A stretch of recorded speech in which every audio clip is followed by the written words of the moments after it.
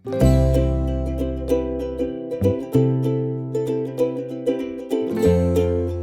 అండి, నేను మీ Jyothi. Welcome to Jyothi village home cooking channel. ఈరోజైతే మనము చేపల పులుసుని అయితే చూసేద్దాము. ఎప్పుడు ఒకే విధంగా కాకుండా ఇలా డిఫరెంట్గా రాని వాళ్ళు కూడా అయితే చేసుకోవచ్చు అనమాట. చాలా ఈజీ పద్ధతి. పులుసు పెట్టుకోకుండా మనము వాటర్ యూస్ చేయకుండా గుజ్జుగా ఎలా చేయాలో చూసేద్దాము. మరి ఎందుకు ఆలస్యం, ఎలా చేయాలో చూసేద్దాం రండి.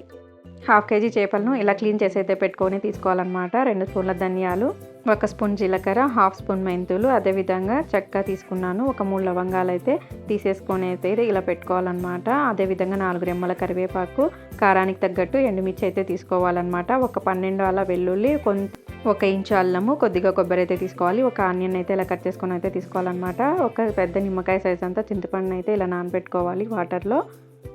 ఇప్పుడైతే మనం తీసేసుకున్నాం కదా, ఇవన్నీ వేయించుకోవాలన్నమాట. సిమ్లో పెట్టుకొని లేదా లో ఫ్లేమ్లో పెట్టుకొనేసి వేయించుకోవాలి. ఇలా అవన్నీ వేసుకొనేసి 2 నిమిషాలు అయితే వేయించేసుకుందాము.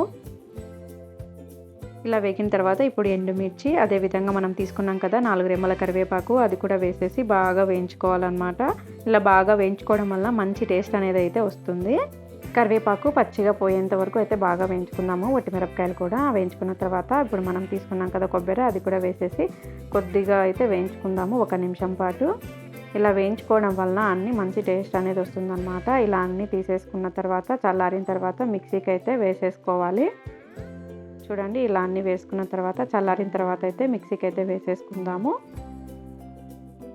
కారానికి తగ్గట్టు అయితే తీసేసుకోండి. ఎండుమిర్చి నేనైతే 12 తీసుకున్నాను అనమాట. ఇక్కడ మనం అల్లం తీసుకున్నాం కదా, వెల్లుల్లి, అలాగే ఆనియన్ కూడా వేసేద్దాము. ఇప్పుడు కొద్దిగా పసుపు కూడా యాడ్ చేసుకుందాము. అదేవిధంగా 1 స్పూన్ సాల్ట్ అయితే యాడ్ చేసుకోవాలి. ఇప్పుడైతే మిక్సీకి అయితే పట్టేసుకుందాము. అలా కచ్చాపచ్చాగా దంచుకున్న తర్వాత చింతపండుని కూడా వేసేసి వాటర్ కూడా కొన్ని వేసేద్దాము. చింతపండు నీళ్ళే వేసేయాలన్నమాట. వేరే ఎక్స్ట్రా మీకు కావాలనుకుంటే కొద్దిగా వేసుకోండి, లేదంటే అవసరం లేదు. ఇలా చింతపండు నీళ్ళని వేసేసుకునేసి అయితే పేస్ట్ అయితే చేసేసుకుందాము. చూడండి, ఇలా అయితే చేసుకోవాలన్నమాట పేస్ట్. ఇప్పుడైతే కడాయి పెట్టుకునేసి 2 టేబుల్ స్పూన్లు అయితే ఆయిల్ వేసుకోవాలన్నమాట. అదేవిధంగా కొద్దిగా ఆముదం కూడా వేసేసుకుందాము 1 స్పూను. ఇలా ఆముదం వేయడం వల్ల మంచి టేస్ట్ అనేది వస్తుందన్నమాట ఫిష్ కర్రీ. ఇలా వేసేసుకోవాలి. ఇలా వేసుకున్న తర్వాత మనం పేస్ట్ చేసి పెట్టుకున్నాం కదా, ఆ పేస్ట్ని అయితే వేసేసుకుందాము. సిమ్లో కానీ లో ఫ్లేమ్లో పెట్టుకొని బాగా ఇది పచ్చివాసన పోయేంత వరకు, నూనె పైకి తేలేంత వరకు అయితే మనము పెట్టుకోవాలన్నమాట. ఇలా అంతా వేసేసి బాగా ఆయిల్లోకి బాగా కలుపుకోవాలి. ఇలా కలుపుకున్న తర్వాత మనమైతే మూత అయితే పెట్టేద్దాము.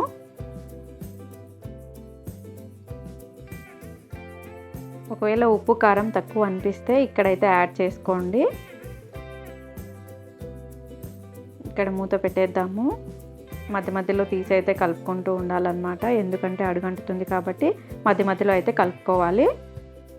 ఇలా కలుపుకున్న తర్వాత మళ్ళీ 2 నిమిషాలు అయితే పెట్టేసుకుందాము. బాగా అయితే ఉడికిపోతుంది. పచ్చివాసన కూడా ఏమీ ఉండదు కాబట్టి మనము కట్ చేసి పెట్టుకున్నాం కదా, నీట్గా శుభ్రం చేసి పెట్టుకున్నాం కదా చేపలను, అవైతే ఇందులో అయితే వేసేద్దాము. ఇప్పుడు ఇలా వేసేసి సిమ్లో అయితే పెట్టేసుకోవాలన్నమాట. మంటని సిమ్లో పెట్టేసుకొనేసి బాగా ఉడికించుకోవాలన్నమాట. నీళ్ళు కూడా అవసరం లేదు, 1 చుక్క నీరు కూడా యూజ్ చేయకోకుండా బాగా ఉడికిపోతాయి అన్నమాట. సిమ్లో పెట్టేయాలి. ఇలా ముక్కలకు బాగా మసాలా పట్టేంత వరకు బాగా కలుపుకోవాలి. స్లోగా నిదానంగా కలుపుకోవాలన్నమాట. ఇలా అన్ని ముక్కలకు బాగా మసాలా పట్టే విధంగా కలుపుకొని మూత అయితే పెట్టేసుకున్నాము. సిమ్లో అయితే పెట్టాలన్నమాట. చేపల్లో నుండి నీరు వస్తుంది కదా, దాంతోనే ఉడికిపోతుంది. మనము గరిటెతో కలబెట్టకుండా ఇలా అయితే షేక్ చేస్తూ అయితే కలబెట్టుకోవాలన్నమాట. మనం అసలు గరిటెనే పెట్టకూడదు. ఇంకా లాస్ట్ తినేటప్పుడు మాత్రమే గరిటె పెట్టాలన్నమాట.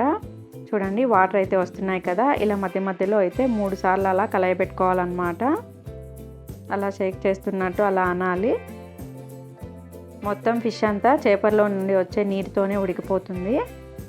చూడండి, బాగా ఉడికిపోయింది. చూపిస్తాను. 15 నిమిషాలు అయితే పెట్టేసేయండి సిమ్లో, ఎందుకంటే వాటర్ వచ్చి బాగా ఉడికిపోతుంది అనమాట. మనం వాటర్ వేయం కాబట్టి. చూడండి, బాగా ఉడికిపోయింది కదా, రాని వాళ్ళు కూడా ఈజీగా చేయొచ్చు అనమాట. అమ్మో ఫిష్ కర్రీనా అనకుండా ఇలా పద్ధతిలో అయితే అందరూ ఈజీగా చేసుకోవచ్చు అనమాట. మరి ఎందుకు ఆలస్యం, మీరు కూడా అయితే తప్పకుండా అయితే ట్రై చేయండి. విలేజ్లో మా ఇంట్లో చేసే విధంగా అయితే చూపించాను అనమాట. మీరు కూడా ట్రై చేయండి, ఎలా వచ్చిందో చెప్పేసేయండి. ఈ వీడియో నచ్చినట్లయితే లైక్ చేయండి. మరిన్ని వీడియోస్ కోసం అయితే మన ఛానల్ని సబ్స్క్రైబ్ చేసుకోండి. Thanks for watching.